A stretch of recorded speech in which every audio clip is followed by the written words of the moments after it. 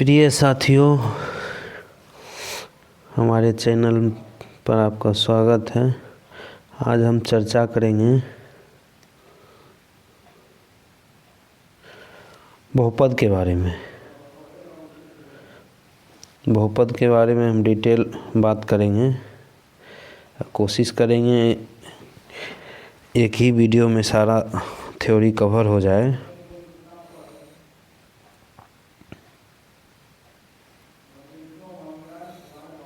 सबसे पहले बहुपद जो है इसका उद्देश्य क्या होगा, तो बहुपद का जब हम अध्ययन करेंगे तो उसमें क्या होगा कि इसमें जो है बहुपद के शून्यांकों की ज्यामितीय अर्थ की व्याख्या करना सीख जाएंगे। बहुपद के तीनों प्रकार के शून्यांकों की व्याख्या करना हम सीखेंगे। उसके बाद एक बहुपद के शून्यांकों एवं गुणांकों के बीच संबंध स्थापित करना और बहुपद के लिए विभाजन एल्गोरिथम का भी प्रयोग सीखेंगे हम। आगे बढ़ते हैं। बहुपद की परिभाषाएं।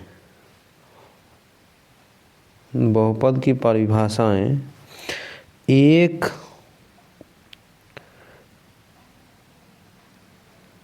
बहुपद की घात उस पद की घात के बराबर होती है जिसकी घात बहुपद में सर्वोच्च होती है। एक घात वाले बहुपद को रैखिक समीकरण बोलते हैं, दो घात वाले बहुपद को द्विघात समीकरण बोलते हैं, तीन घात वाले बहुपद को त्रिघात समीकरण बोलते हैं।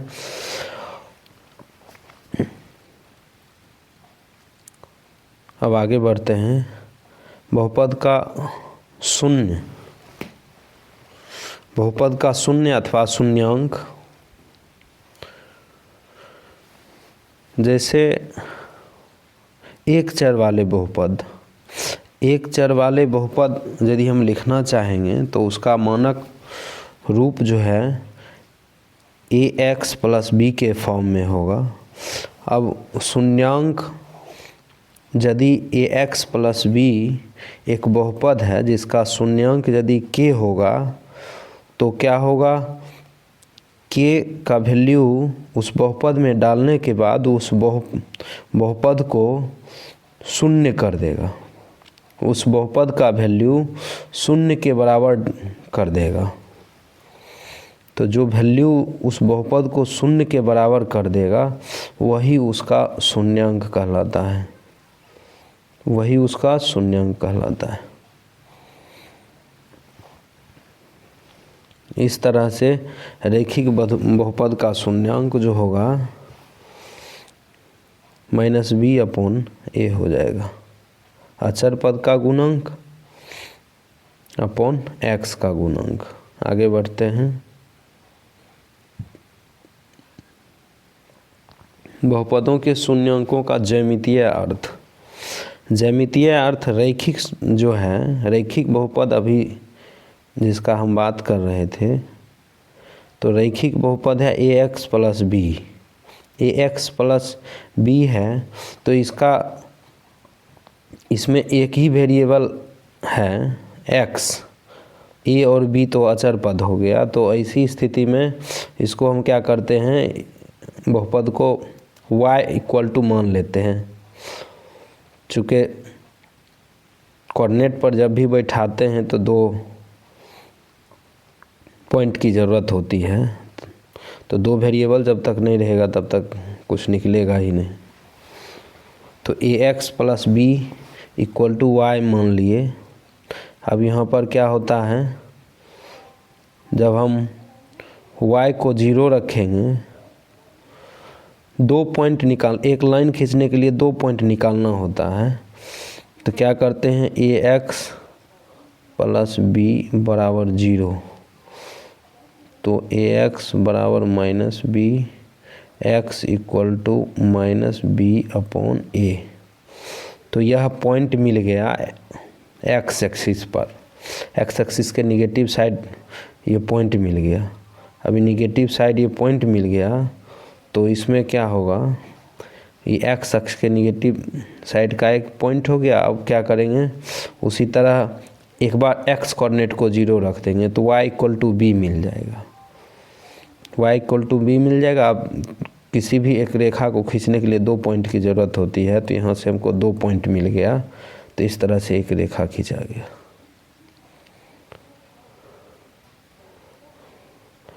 आगे बढ़ते हैं, ज्यामितीय अर्थ। अब जो है द्विघातीय समीकरण, द्विघातीय समीकरण बोल रहे हैं, द्विघातीय बहुपद। द्विघातीय बहुपद का मानक रूप होता है ax² + bx + c। अच्छा, स्टैंडर्ड फॉर्म बताना भूल गए। बहुपद का स्टैंडर्ड फॉर्म होता है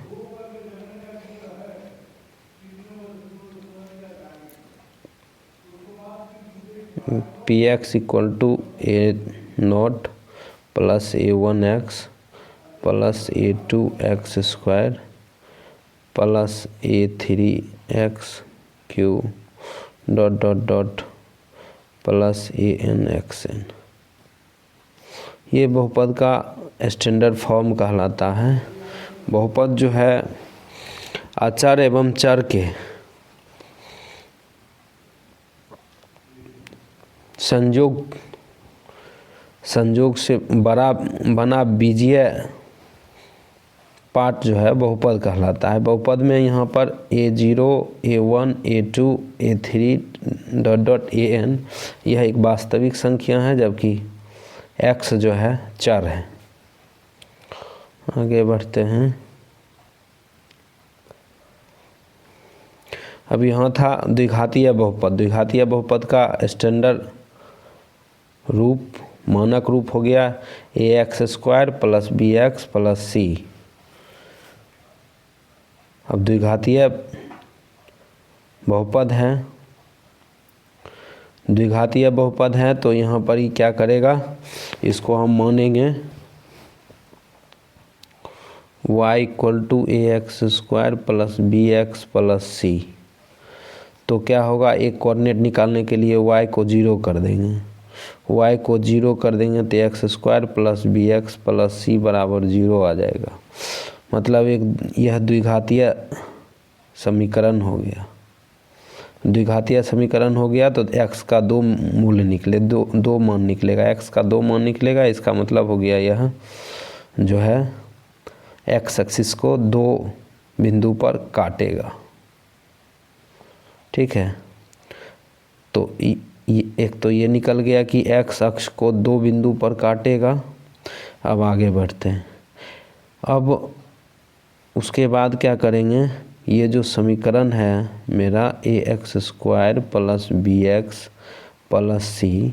अब यहाँ पर क्या होता है कि x का वैल्यू 0 रखेंगे। x का वैल्यू जब 0 रखेंगे तो y = c होगा।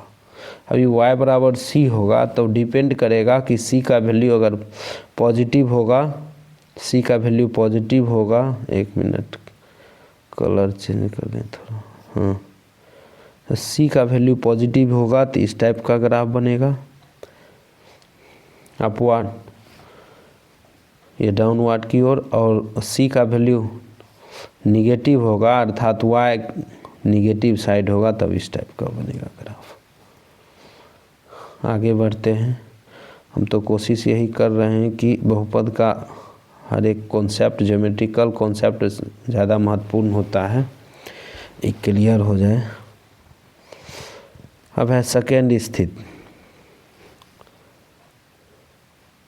सेकेंड स्थिति है कि वो जो द्विघातीय समीकरण था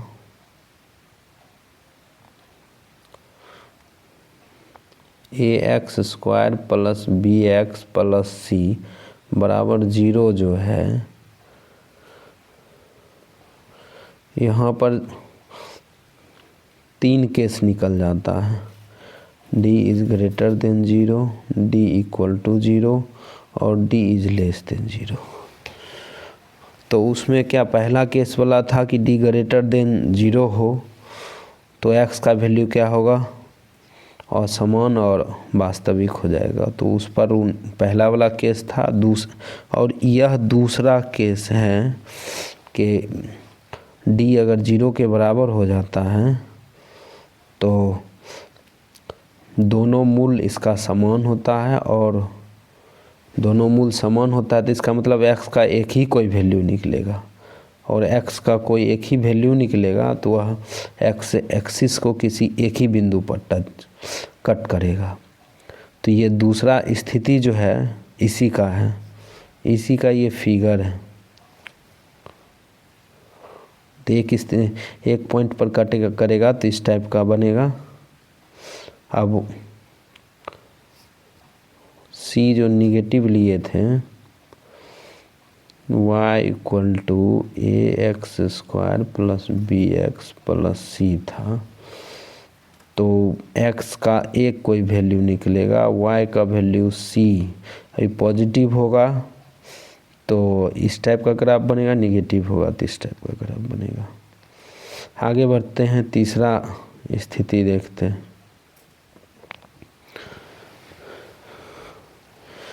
अब तीसरा स्थिति क्या है,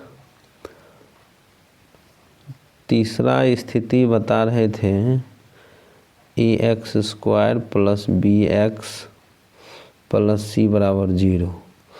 तो यहाँ पर d का वैल्यू यदि 0 से छोटा हो जाएगा तो मूल काल्पनिक हो जाएगा। ठीक है, मूल जब इमेजिनरी होगा तो उसका ग्राफ कुछ इस टाइप का बनेगा, अपवर्ड डाउनवर्ड, सी के वैल्यू पर डिपेंड करेगा। एक्स का तो कुछ निकलेगा ही नहीं, काल्पनिक होगा तो उसका वैल्यू नहीं निकलता है, क्योंकि बताया गया है डी जब 0 है तो काल्पनिक हो जाता है। द्विघातीय समीकरण में है मूल काल्पनिक, मूल काल्पनिक हो जाता है। काल्पनिक होता है तो x का कोई वैल्यू नहीं निकलेगा, y के का जो वैल्यू है ये y के वैल्यू पर डिपेंड करेगा, y इक्वल टू c, यही प्लस माइनस में होगा, प्लस होगा तो ये वाला बनेगा, माइनस होगा तो ये वाला बनेगा। कोशिश कर रहे हैं पूरा क्लियर हो जाए। आगे बढ़ते हैं।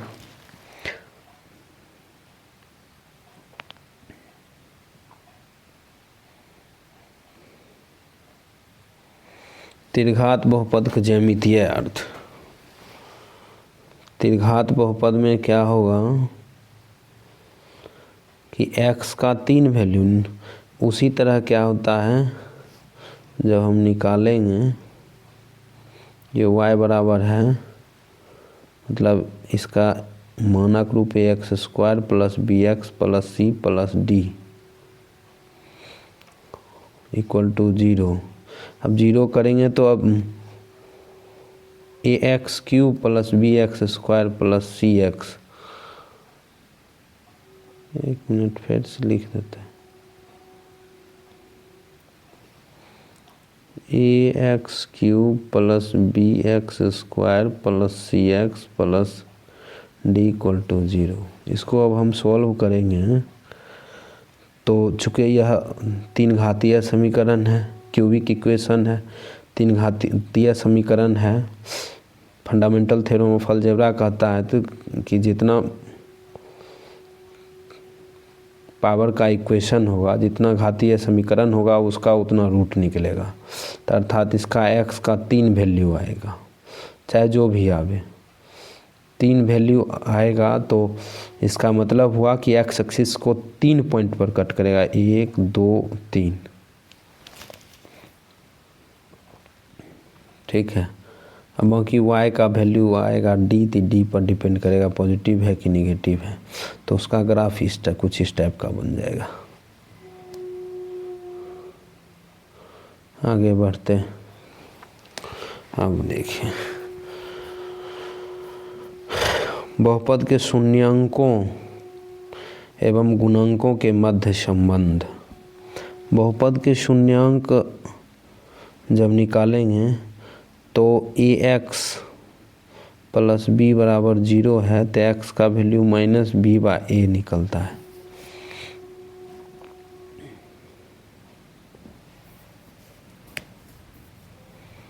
तो यह x का वैल्यू जो निकला है यही इसका शून्यांक है, ये इसका शून्यांक है और ये a और b जो है ये बहुपद का गुणांक हो जाएगा। उदाहरण के लिए यदि कोई बहुपद है 2x प्लस 3 तो इसका शून्यांक हो जाएगा -3x/2। कैसे होगा? जब हम ये वैल्यू रखेंगे x का -3/2 प्लस 3 तो यहाँ से क्या कर रहा है -3 प्लस 3 अर्थात यह शून्यांक बहुपद को क्या कर दिया 0 किया, इसलिए यह क्या है इसका शून्यांक है। आगे बढ़ते हैं।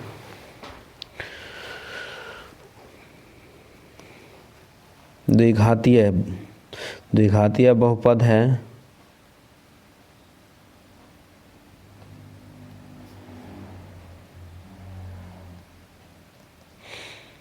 द्विघातीय बहुपद ax² plus bx plus c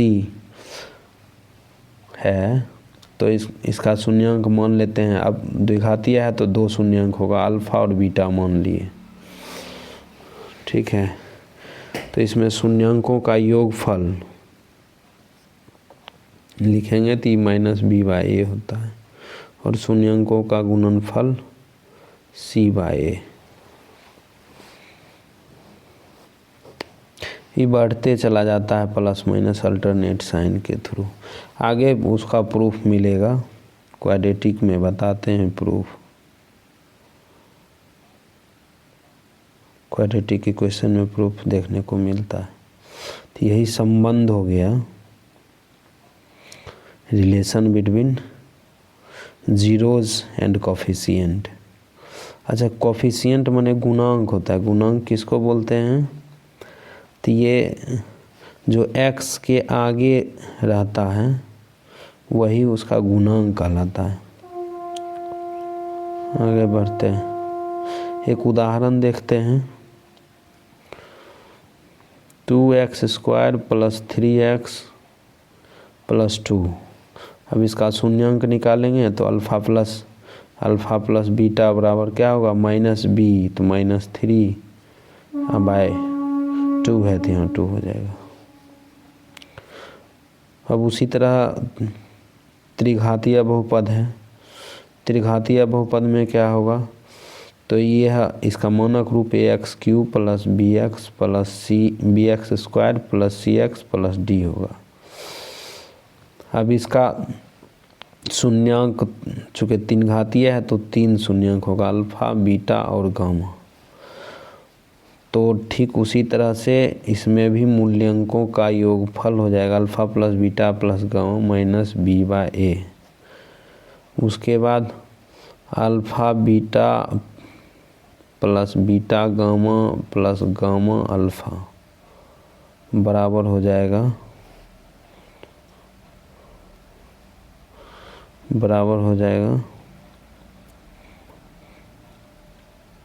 c/a।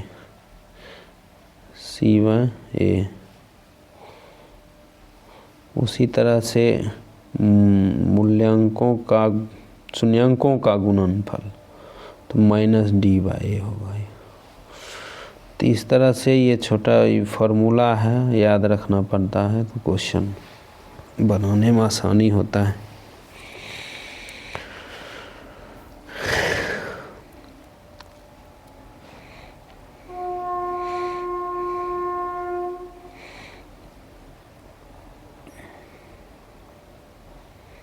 अब इसमें क्या है,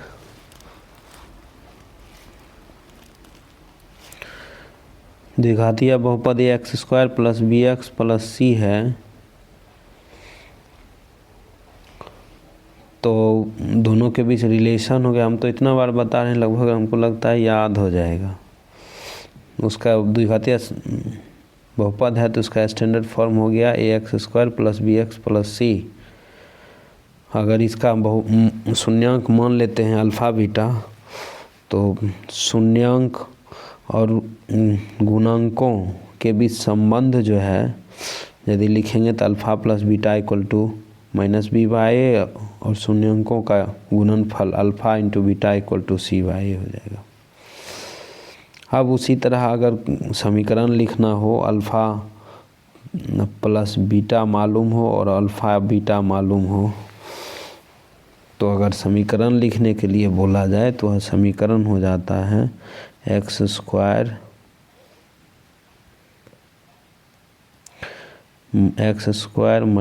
alpha + beta × x + alpha × beta.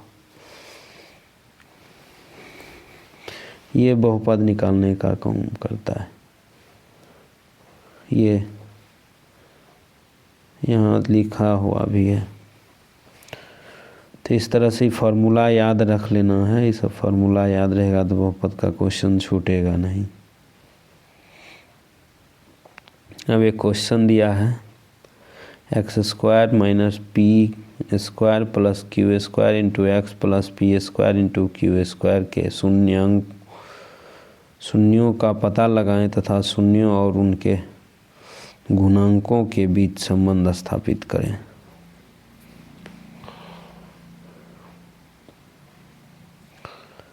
ये क्वेश्चन छोड़ देते हैं, क्वेश्चन को बना करके कमेंट करना है। चूँकि हम थ्योरी बहुत समझा दिए हैं, ठीक है। सिंपल अभी जो फार्मूला बताए थे इसी पर बैठना है।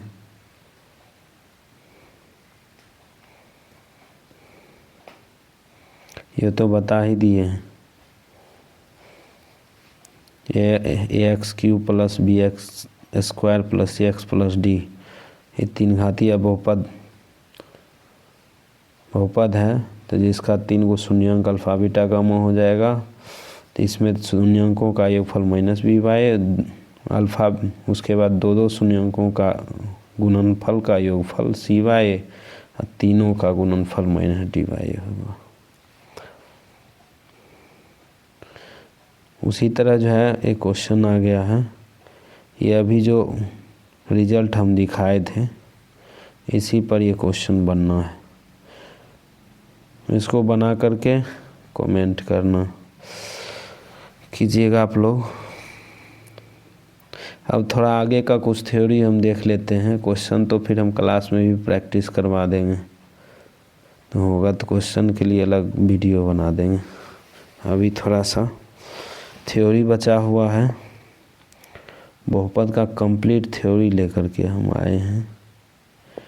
अब इसमें जो है बहुपद के लिए विभाजन एल्गोरिथम क्या होता है कि यदि px एवं qx 2 बहुपद हो जबकि gx ≠ 0 हो, तो हम बहुपद qx एवं rx इस प्रकार ज्ञात कर सकते हैं कि px = qx × gx × qx + rx होता है, जहाँ rx 0 है, अर्थात rx की घात जो है gx की घात से कम है।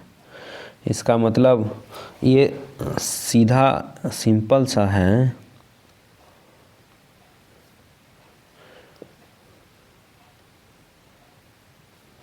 ये सिंपल सा है,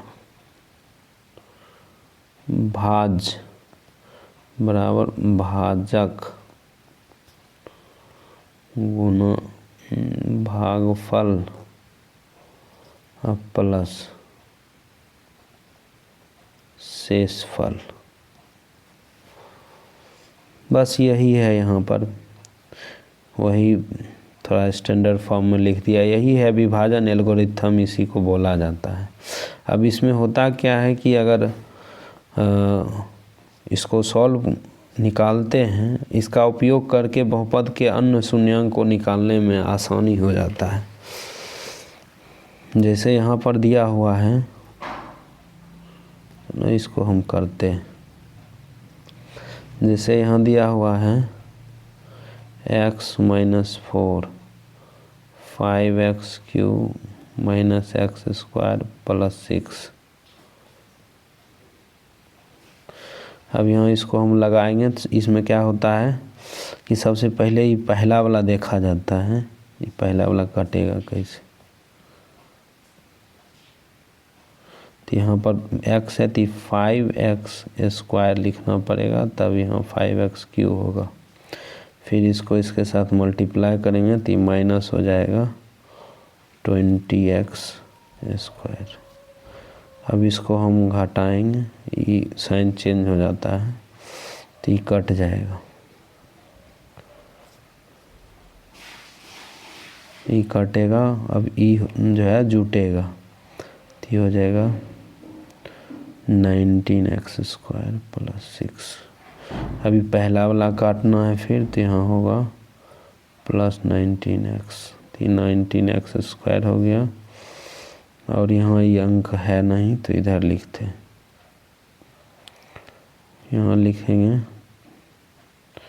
19 × 76 x स्क्वायर हो जाएगा, नहीं x होगा ना, x हो जाएगा। अब यहाँ ये माइनस ये प्लस कट गया, ये आ गया -76 प्लस 76 x, इधर लिख रहे हैं। अभी लगेगा किससे, तो प्लस 76 से लगेगा 76। अभी 76 लिखेंगे। अच्छा ये 6 यहाँ बचा हुआ तो ये हो जाएगा 76 x माइनस, इसको मल्टीप्लाई कर लेंगे, 6 चौक 24, 7 चौक 28, 2 30। अब यहाँ ये माइनस कट गया, ये प्लस ऐड हो गया, 310 रिमाइंडर आ गया, हो गया, भाग दे दिए। तो इस तरह से किया जाता। अब इसको कह रहा है gx का मान निकालें, तो क्वेश्चन हम छोड़ देते हैं, ये बनेगा, इस पर फॉर्मूला लिख देते हैं।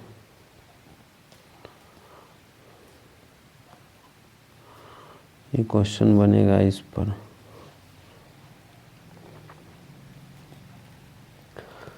px gx into qx plus rx। बस इस फॉर्मूले पर बैठाना है, इसको आ जाएगा आंसर। चलिए करके कमेंट करके बताइए, आगे बढ़ते हैं। अब इसमें क्या है कि यह एक बहुपद है,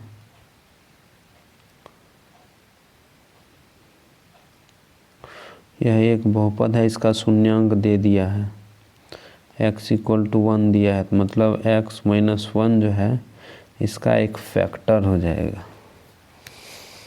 चूँकि वह शून्यांक दिया है तो भाग विधि से उपयोग करके इसको पहले भाग दे देंगे, 2x square 2x³ plus x square minus 5x plus 2,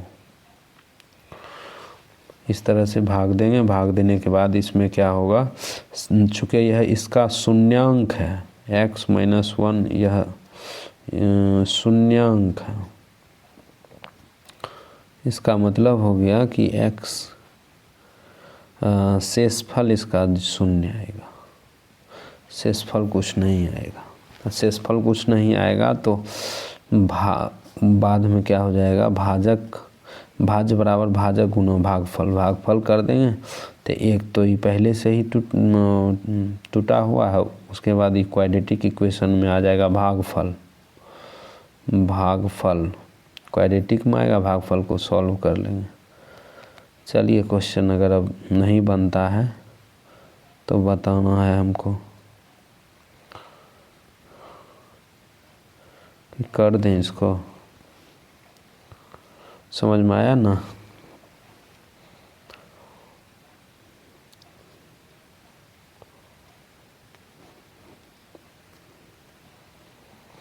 भाग देना है x minus 1 2x³ plus x² minus 5x plus 2।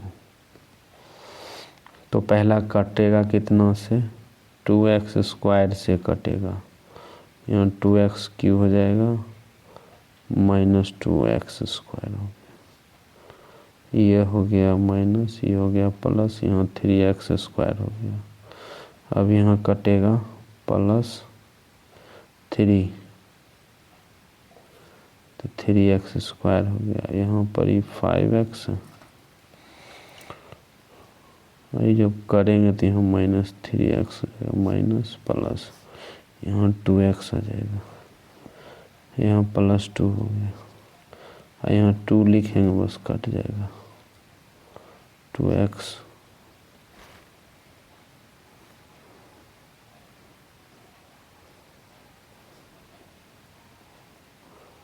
एक मिनट, यहाँ माइनस आ रहा है, यहाँ माइनस 2x होगा,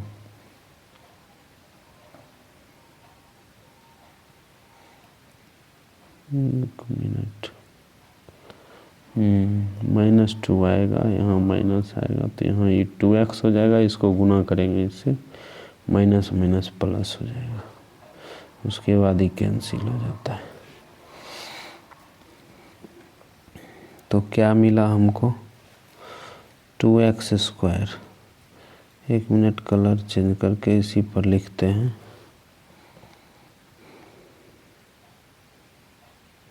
2x³ plus x² plus minus